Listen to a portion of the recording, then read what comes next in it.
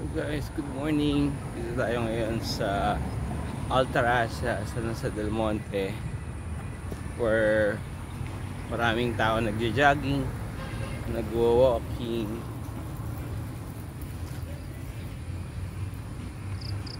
So yung observation ko lang is like para siyang Singapore, parang Garden City ng Singapore.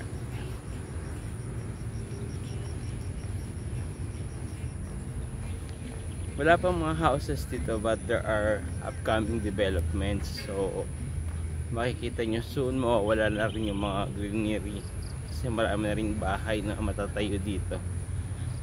So this is a project of Ayala.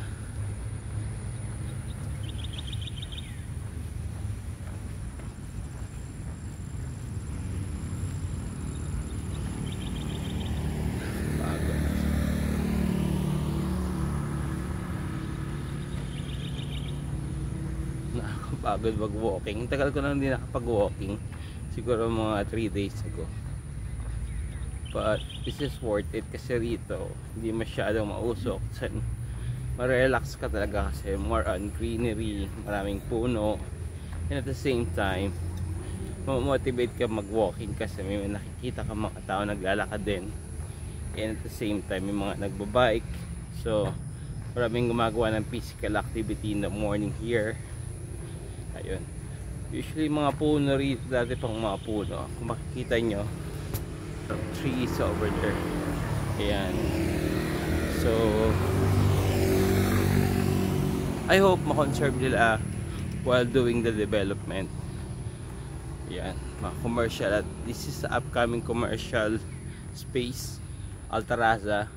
So, it's a project of Ayala Development here in San Jose del Monte, Bulacan.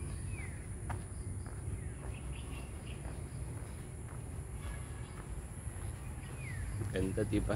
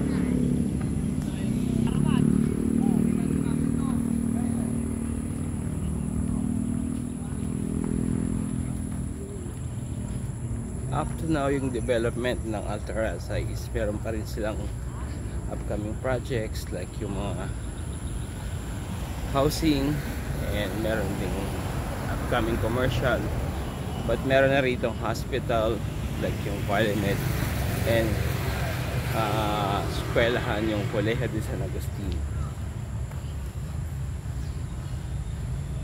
I'm not sure kung mapupuntahan natin yung mga schools, but may nakita akong ano daw, ayun, I think bamboo tree, ganda, may mga nagbabike. Ayan,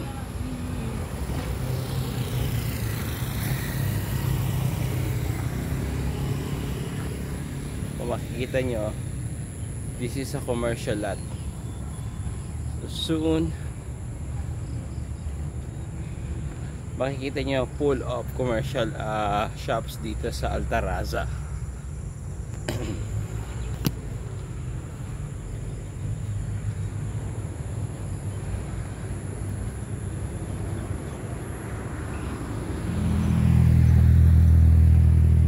So good morning mga Arbinations, welcome back. Ako palang welcome back. Ang tagal. Ayun, makikita nyo yung mga housing. Ayun yung mga housing ng Ayala. You can see.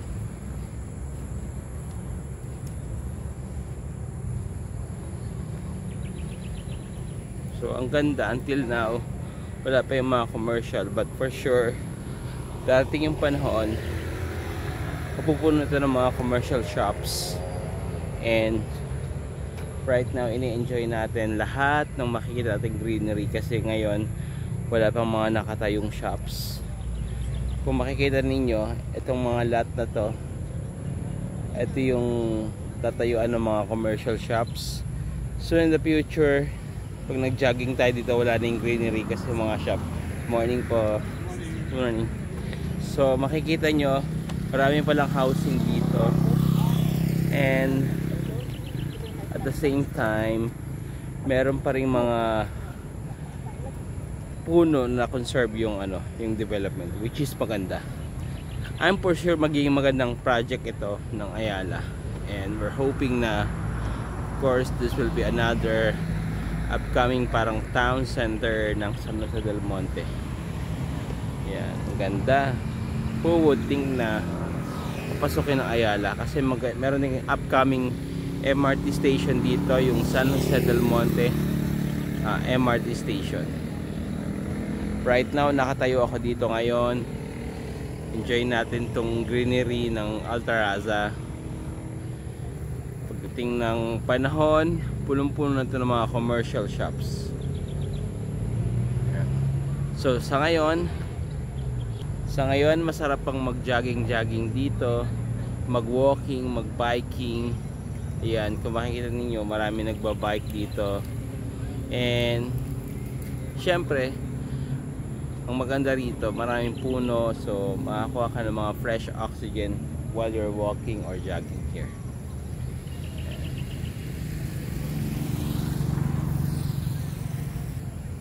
Guys, kung makikita nyo yung cruise na yon, yun po yung Colegio de San Agustin Church.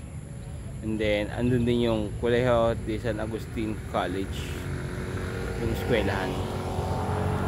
So this will be very good community in the future. So antayin lang natin yung progress ng development dito sa Altaraza. Yan, napakaganda. Syempre si Haring Araw, ayan, nakasikat dito. Kung makikita ninyo, green na green pa yung area, and at the same time na-enjoy pa ng mga tao yung paglalakad tsaka pag-walking dito sa Altaraza.